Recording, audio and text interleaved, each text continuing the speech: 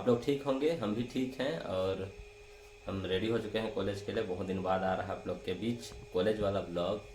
सो दोस्तों, हम लोग का क्लास स्टार्ट हो चुका है और आज से ग्रुप टीचिंग हो रहा है।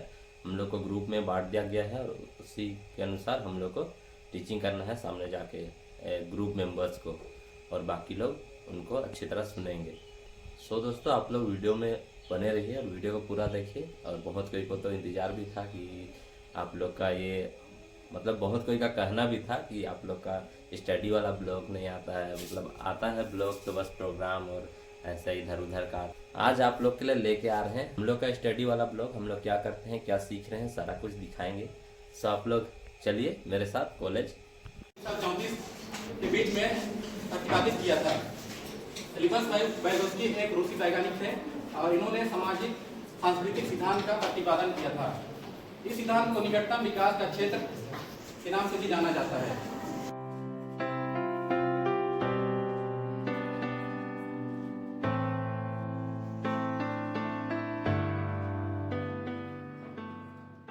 उनके विकास के लिए मार्गदर्शन या दिशा निर्देश की आवश्यकता होती है और छात्रों को यह निर्देशन समाज और संस्कृति से प्राप्त होता है। इसमें वाइगोत्स्की का कहना था कि जो छात्र को जो सीखते हैं उनके विकास के लिए उन्हें किसी व्यक्ति के मार्गदर्शन और उसके दिशा निर्देश की आवश्यकता होती है। वो मार्गदर्शन उन्हें समाज में और संस्कृति से प्राप्त होता है। वाइगोत्स्की को संरचनावाद की संज्ञा दी जाती है। वाइगोत्स्की को एक अन्य नाम यानी संरचनावाद के नाम से भी जाना जाता है।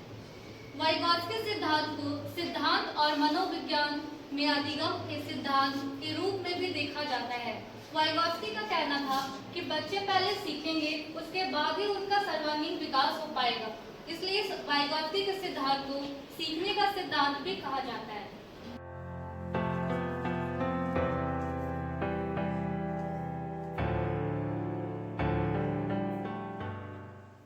वाइगोत्स्की के सिद्धांत के अनुसार बच्चे का विकास समाज द्वारा होता है। वाइगोत्स्की का कहना है कि बच्चे का जो विकास होता है वो समाज के द्वारा होता है। बच्चा जिस समाज में रहेगा, वो जैसा देखेगा, जैसा सुनेगा, वैसा ही वो सीखेगा, वैसे इसका विकास होगा। वाइगोत्स्की बालकों के सर्वांगीण विकास में सामाजिक एवं सांस्कृतिक सिद्धांतों को महत्वपूर्ण स्थान प्रदान करते हैं। वाइगोत्स्की के अनुसार बालक का जो विकास होता है, सर्वांगीण विकास यानी कि शारीरिक, मानसिक, आध्यात्मिक, वो विकास समाज और संस्कृति के द्वारा ही होता है। मैंने अभी कहा कि बच्चा जैसा देखेगा, यानी कि अगर हमें देख ही नहीं रहा है, तो जान ही नहीं रहा है, किसी से मिल ही नहीं रहा है, और जो बच्चा समाज में रह रहा है वो बहुत कुछ सीखेगा, देख के, सुन के, समझ के। जिस कारण वाइगोत्स्की के सिद्धांत को सामाजिक सांस्कृतिक सिद्धांत के नाम से भी जाना जाता है। इसी कारण इस सिद्धांत को सामाजिक सांस्कृतिक सिद्धांत का नाम दिया गया है।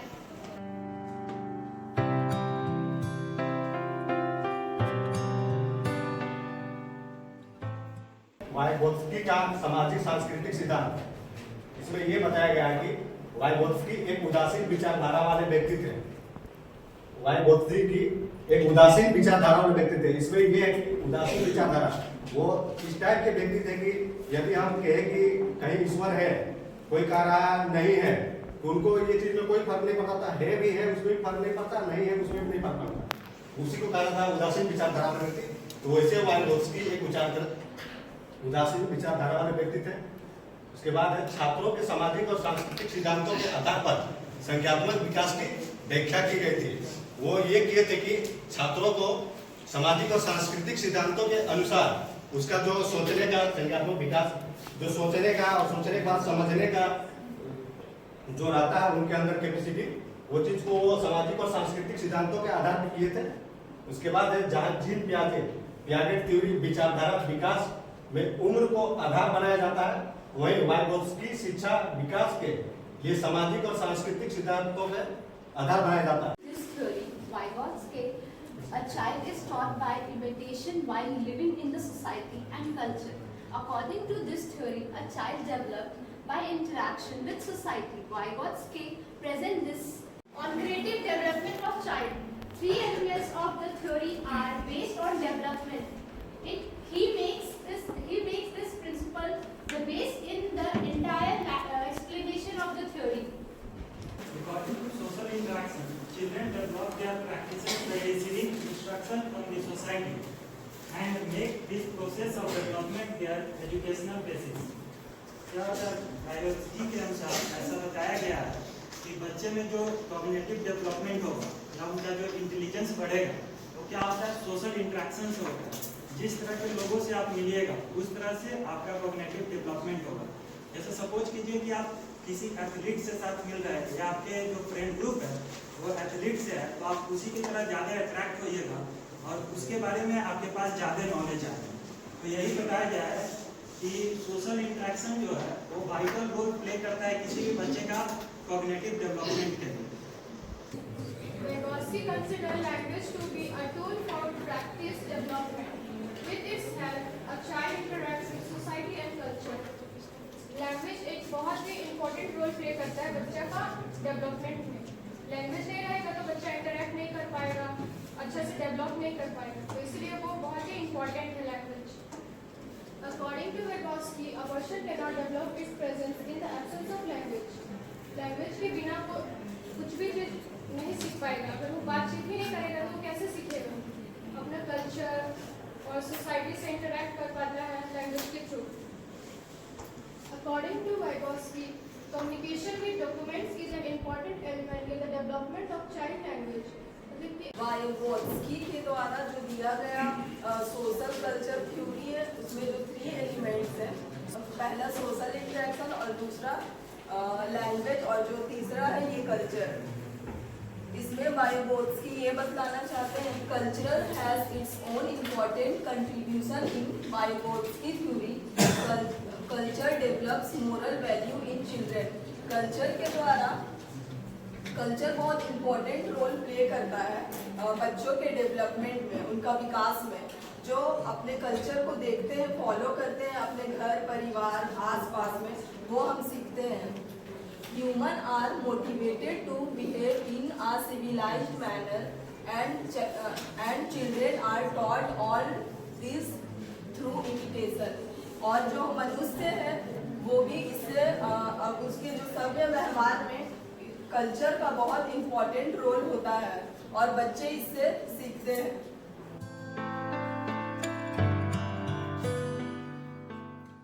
जोन ऑफ प्रॉक्सिमल डेवलपमेंट, संभावित या निकटवर्ती विकास का क्षेत्र। According to Vygotsky, ZPD, a person needs the help of another person to teach him at this stage. That is, his development is not possible in the area of another knowledgeable person. In this area of development, a person needs guidance, and with the help of this, the person is able to achieve his further goals. Vygotsky के संभावित या निकटवर्ती विकास का क्षेत्र में बताया गया है कि बच्चे स्वतंत्र रूप से क्या सीख सकते हैं और या फिर उसे कुछ करने के लिए किसी नॉलेजेबल पर्सन की आवश्यकता होती है। उसी की सहायता से वे अपने संभावित क्षेत्र तक पहुंच पाते हैं, लक्ष्य को प्राप्त कर पाते हैं। उसी के बारे में इसमें बताया गया है। मोर नॉलेजेबल अदर, अधिक जानकर अन्य या व्यक्ति, इसका शॉर्ट फॉर्म है MKO। Vygotsky's MKO works with such people who have developed more knowledge, experience and skills than the person learning. Vygotsky's के MKO वर्क करता है कि ऐसे व्यक्ति जो सीखने वाले व्यक्ति होते हैं, जो व्यक्ति उससे सीखता है और अपना नॉलेज ज्ञान अधिक ज्ञान अथवा एक्सपीरियंस के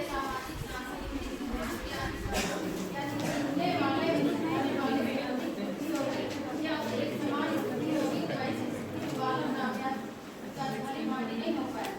चर्चा हुआ है जो लास्ट है ढांचा, जिसको हम अंग्रेजी में हम कहते हैं स्कैफ फोल्डिंग। तो यहाँ पर सबसे पहले हम लोग को ढांचा को समझना होगा कि ढांचा क्या होता है। आप सभी ढांचा से वाकई परिचित होंगे, नहीं?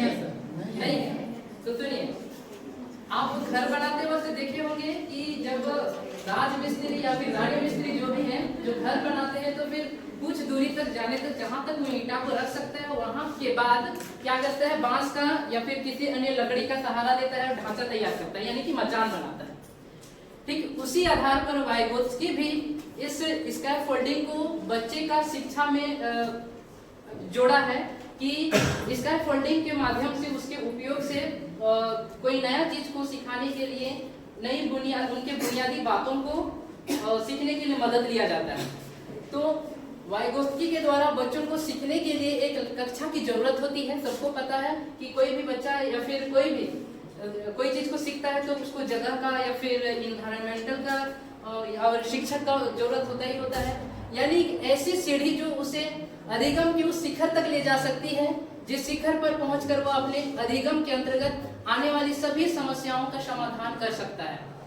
यह ढांचा छात्र के अनुभव, कौशल एवं ज्ञान विकास करने हेतु अत्यंत आवश्यक है।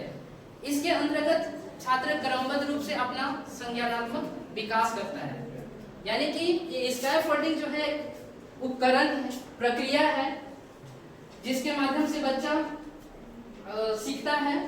अब उदाहरण के तौर पर ले सकते हैं कि छोटा बच्चा जब आता है थोड़ा बहुत पढ़ने लिखने या फिर पेन पकड़ने के लिए जानता है, तो सबसे पहले उसको शिक्षक जो है पेन पेंसिल पकड़ने के लिए सिखाता है, अपने हाथों द्वारा उनको लिखवाता है, यानी कि वो ढांचा का काम कर रहा है। जब लिखने सीख जाता है उसके बाद वो बच्चा भी जिम्मेवारी छोड़ देता है कि तुम अभी कुछ कर सकते हो। इस तरह से बच्चा का जो है संज्ञानात्मक विकास होता है।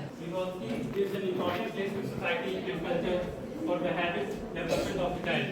Vygotsky ने सोसाइटी और कल्चर बहुत इम्पोर्टेंट रोल दिया है एक चाइल्ड के डेवलपमेंट के लिए, क्योंकि वो सोसाइटी और कल्चर से ही वो सीखता है। According to this theory learning is very important for development. Learning भी बहुत जरूरी होता है एक चाइल्ड के डेवलपमेंट के लिए। According to this theory the student already has the qualities to develop habit, but the work of bringing out these qualities is done by society and culture. और कल्चर को भी इसने बहुत इम्पोर्टेंट माना है डेवलपमेंट ऑफ चिल्ड्रन के लिए। Social interaction, जैसे लोगों से बातचीत करते हैं, समाज से बातचीत करते हैं। Vygotsky is considered ZPD, NPO and scaffolding concept essential for students. अभी आपने ZPD, NPO and scaffolding के बारे में पढ़ा, वह बहुत इम्पोर्टेंट है स्टूडेंट्स के डेवलपमेंट के लिए। वाइगोत्स्की थ्योरी एजुकेशन, शिक्षा में वाइगोत्स्की सिद्धांत की भूमिका। This theory has made a significant contribution in the field of education. This theory is used in the current education system to study the acquisition of student. तो Vygotsky सिद्धांत ये बताता है कि बच्चों को सीखने के लिए रोल ऑफ ये सिद्धांत बहुत जरूरी है। जैसे कि this teacher believe that their student can develop practice in the best way। तो इस सिद्धांत से बच्चे का डेवलपमेंट अच्छे तरह से होगा। जैसे कि example, these are very effective example of simplifying a complex topic and making the teaching process effective। और इस सिद्धांत से जो भी पढ़ाने की विधि कॉम्प्लेक्स टॉपिक को आसानी से बच्चों तक पहुंचाया जा सकता है और उसे सिखाया जा सकता है। जैसे कि this theory of Vygotsky work to connect children with society and culture. और ये सिद्धांत बेसिकली बच्चों को सोसाइटी और अपने कल्चर से कनेक्ट करता है। Student are help in the development of moral ethics. और इस सिद्धांत से बच्चे को नैतिक विकास में सहायता प्रदान करता है। इस कंक्लूजन को नहीं पढ़ते, जो हम समझे हैं आप लोगों को समझाने की कोशिश करते हैं बहुत शॉर्ट तरीके से, ठीक है। शुरू से आते हैं। वाइगोत्स्की का पूरा नाम क्या है? वाइगोत्स्की। और ये जो थ्योरी है द सोशल कल्चर थ्योरी, ये किसने दिया है? उनका जन्म कब हुआ है? 1896 में। ये सब चीजें जो बोल रहे हैं ना एकदम दिमाग में घुसा लीजिए। और उनका मृत्यु कब हुआ है? 10 जून 1934, ठीक है। और वो कहाँ के साइंटिस्ट थे? ठीक है। तो ये है उनके बारे में, उनका बैकग्राउंड, उनका स्टडी, उनका जन्म, उनका मृत्यु। अब आते हैं उनका थ्योरी के बारे में। वो अपने अच्छा उनका व्यवहार के बारे में, उनका व्यवहार कैसा था? उदासी, जो भेदभाव ना करे। ये 3 चीजें हैं जो इस थ्योरी में बहुत ही ज्यादा बेसिक है, मतलब ये पूरा बेस है। समझ में आया? सोशल इंटरेक्शन, लैंग्वेज और कल्चर, क्योंकि उनके हिसाब से ये 3 चीजें एक बच्चा का डेवलपमेंट के लिए बहुत महत्वपूर्ण भूमिका निभाता है, ठीक है। ये तीनों के बारे में आप लोगों को स्लाइड में दिखाया गया, बट हम इन तीनों के बारे शॉर्ट तरीके मतलब बच्चे, एग्जाम्पल के लिए एक बच्चा को एक रूम में रख दिया जाए और एक बच्चा को सोशली छोड़ दिया जाए, कौन ज्यादा सीखेगा? तो बस वही चीज है, जो बच्चा अकेले रहेगा वो as a compare to social बच्चा वो कुछ नहीं सीख पाएगा, क्योंकि ये जो वर्ल्ड है ना, यहाँ लोग एक दूसरे से ही सीखते हैं। हम लोग भी यहाँ जो बैठे हैं ना, एक दूसरे से ही सीखते हैं। हम लोग के पास, सबके पास एकदम हाईएस्ट नॉलेज है ऐसा बात नहीं है, हम लोग एक दूसरे से ही नॉलेज लेते हैं, सीखते हैं। वही है सोशल इंटरेक्शन, जिसके बारे में आप लोग ब्रीफली लिख लीजिएगा। उसके बाद आता है लैंग्वेज। लैंग्वेज आप लोगों को पता है बहुत बड़ा टूल है हम लोग के लिए, क्योंकि लैंग्वेज के बिना हम लोग ना बोल सकते हैं, ना कुछ एक्सप्रेस कर सकते हैं, ना लिख सकते हैं, कुछ नहीं। लैंग्वेज तो यूँ समझ लीजिए बेसिक से बेसिक चीज हम लोगों के लिए, एक बच्चा के लिए, अपनी चीजों को व्यक्त करने के लिए, अपना इमोशन को व्यक्त करने के लिए, अपना नॉलेज बढ़ाने के लिए। तीसरा आता है कल्चर। कल्चर से समझते हैं क्या आप? संस्कृति। क्या है ये संस्कृति? कौन बनाया ये संस्कृति? संस्कृति वो बनाया जो हम लोग खुद मनुष्य बनाया है, हम लोगों का सुविधा अनुसार लाइफ को चलाने के लिए, ठीक है। उसके बाद और 3 चीजें हैं, एलिमेंट्स, जिसपे वाइगोत्स्की ने बहुत ही ज्यादा महत्वपूर्ण अपना प्रभाव डाला है। वो 3 चीजें क्या है? ZPD, MKO और स्कोपोलॉजी। ZPD का फुल फॉर्म क्या है? MKO का फुल फॉर्म है मोर नॉलेजेबल अदर्स, और स्कोपोलॉजी का ढांचा, मचान हम लोग भी बोल सकते हैं। तीनों चीजों को हम बताते हैं थोड़ा थोड़ा, ठीक है। ZPD जिसका हिंदी का मतलब है निकटता, मतलब आप नजदीकी से, समाज क्या है? समाज हम लोग जो बैठे ये भी एक समाज ही में आएगा, ठीक है। मतलब आप जितना लोगों से मिल रहे हो, इंटरेक्ट कर रहे हो, ये क्या नजदीकी ही ना है। वहाँ बैठा देंगे, वहाँ बैठा देंगे, ये नजदीकी है। आप जहाँ लोगों से इंटरेक्ट नहीं कर पा रहे हो वो नजदीकी होगा? नहीं होगा।